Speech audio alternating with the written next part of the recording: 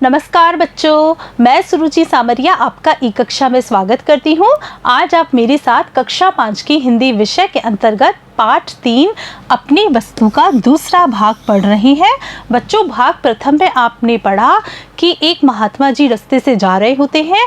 उन्होंने दो भाइयों के लड़ने झगड़ने की आवाज़ सुनी। आवाज़ सुनकर वे रुक जाते हैं और जानने की कोशिश करते हैं कि दोनों भाई किस बात पर लड़ रहे हैं। उन्हें पता चलता है कि वे दोनों भाई भूमि के बंटवारे को लेकर, भूमि के स्वामित्व को लेकर लड़ रहे होते हैं। महात्मा जी कोशिश करते हैं कि उन्हें समझाया जाए। समझाने के प्रयास के अंतर्गत वे दोनों भाइयों से उनके घर से खाना मंगवाते हैं। बच्चों, पाठ के इस भाग में हम आगे की कहानी पढ़ेंगे, जिसमें हम देखेंगे कि महात्मा जी दोनों भाइयों को किस प्रकार समझाते हैं। देखिए, दोनों भाई घर गए और अपने अपने घर से भोजन बनवा कर ले आए। महात्मा जी ने उन दोनों को बैठ जाने को कहा। जब वे दोनों भाई घर गए और घर से भोजन बनवा कर लाए, उसके बाद महात्मा जी ने दोनों भाइयों को अपने सामने बैठ जाने के लिए कहा। तत्पश्चात उन्होंने भोजन के 3 भाग किए। बच्चों, ध्यान दीजिए, भोजन के कितने भाग किए? 3 भाग। 3 भाग क्यों किए?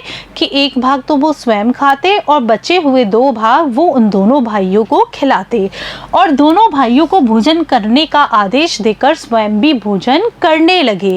इस प्रकार ऊपर की सब बातचीत तथा भोजन आदि में लगभग 2 घंटे लग गए। बच्चों, कितने घंटे लग गए? 2 घंटे। तब तक दोनों भाइयों का आधे से ज़्यादा क्रोध तो शांत ही हो गया।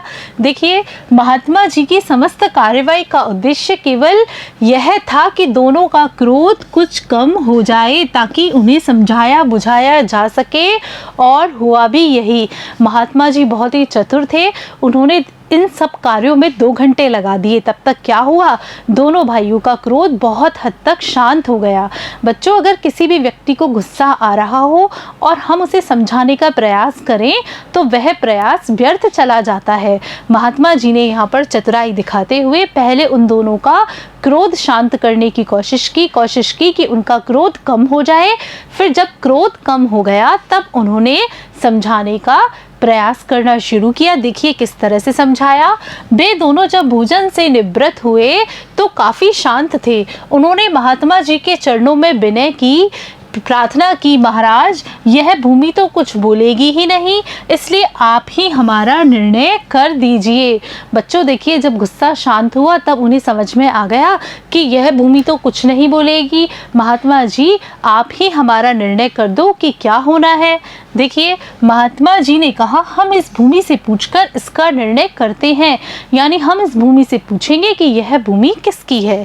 यह कहकर उन्होंने अपना कान भूमि के साथ लगाया, मानो कुछ सुनने का प्रयत्न कर रहे हों। बच्चों, फिर ऐसा कहकर महात्मा जी ने अपना कान भूमि की तरफ लगाया और ऐसा लगने लगा कि भूमि मानो उनसे कुछ कह रही हो। फिर देखिए, कुछ देर तक तो वे भूमि के साथ कान लगाए रहे, फिर सीधे बैठ गए और गंभीर वाणी में बोले। यानी कुछ देर तक तो उन्होंने अपना कान भूमि से ऐसे लगाए रखा और भूमि की बात को सुनते रहे, और उसके बाद एकदम से जमीन पर बैठ गए सीधे और गंभीर वाणी में बोले कि यह भूमि तो कुछ और ही कह रही है। बच्चों, क्या कह रही होगी? देखिए, दोनों भाई बोले, महाराज, भूमि क्या कह रही है? महात्मा जी ने कहा, यह भूमि कहती है कि ये दोनों व्यर्थ ही मेरे ऊपर अधिकार जमाने के लिए झगड़ा कर रहे हैं, क्योंकि मैं इन दोनों में से किसी की भी नहीं हूँ। यानी भूमि क्या कह रही है कि ये दोनों भाई आपस में व्यर्थ ही लड़ रहे हैं, मैं तो इन दोनों में से किसी की भी नहीं हूँ। हाँ, ये दोनों अवश्य मेरे हैं, यानी मैं तो इनकी नहीं हूँ, लेकिन ये दोनों मेरे हैं। मैंने इनकी कई पीढ़ियों को पाला है और जाते हुए भी देखा है। कहने का मतलब है कि इनकी कई पीढ़ियों ने मेरे ऊपर हल चलाया है, अनाज उपजाया है, जिससे कि इनका पेट भरा है। मैंने इनकी कई पीढ़ियों को पाला है, जाते हुए यानी मरते हुए भी देखा है। महात्मा जी की बात सुनकर दोनों भाई बड़े लज्जित हुए और महात्मा जी के चरणों में गिर पड़े।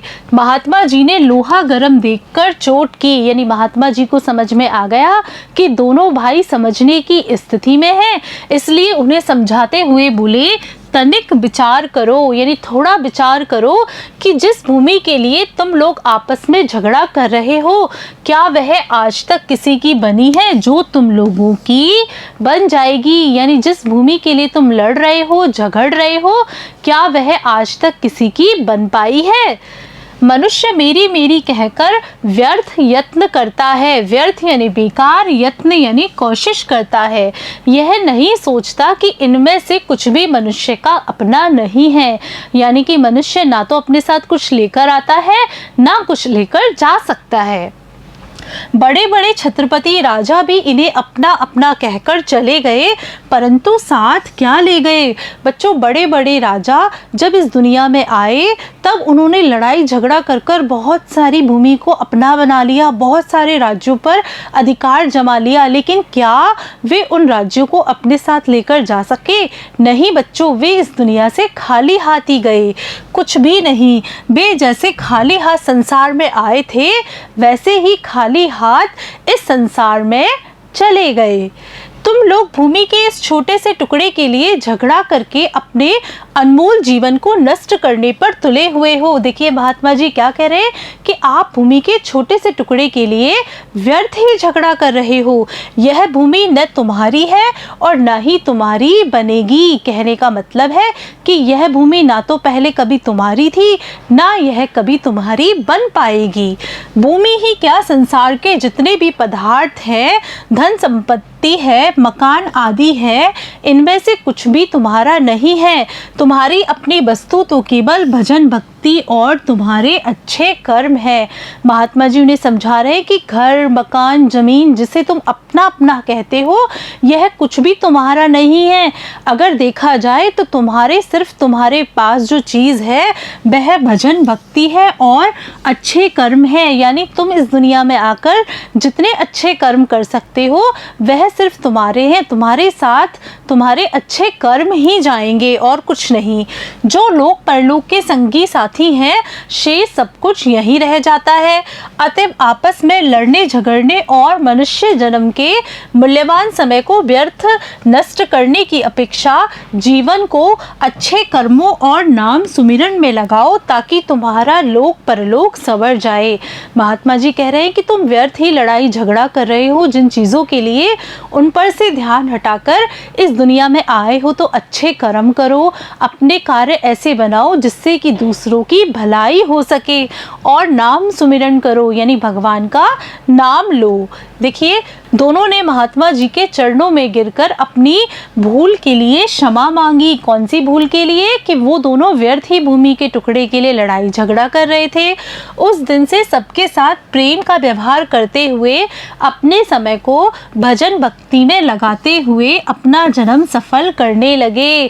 कहने का मतलब है उस दिन के बाद जब महात्मा जी ने उन्हें अच्छे से समझाया, तब से वो अपना जन्म अच्छे कार्यों में लगाने लगे, अपने हाथों से अच्छे अच्छे कार्य करने लगे, इस बात का ध्यान रखने लगे कि उनसे किसी का भी बुरा ना हो। बच्चों, आज आपने मेरे साथ कक्षा 5 की हिंदी विषय का पाठ 3 अपनी वस्तु की कहानी पढ़ी, जिसमें कि आपने देखा कि महात्मा जी ने कितने सुंदर तरीके से, कितने अच्छे तरीके से दोनों भाइयों को समझाया तथा नई राह दिखाई। बच्चों, आप लोगों को भी ध्यान रखना है कि आप लोगों को छोटी छोटी बातों पर लड़ाई झगड़ा नहीं करना है, अपने भाई बहनों के साथ, पूरे लोगों के साथ प्यार से रहना है। नमस्कार बच्चों।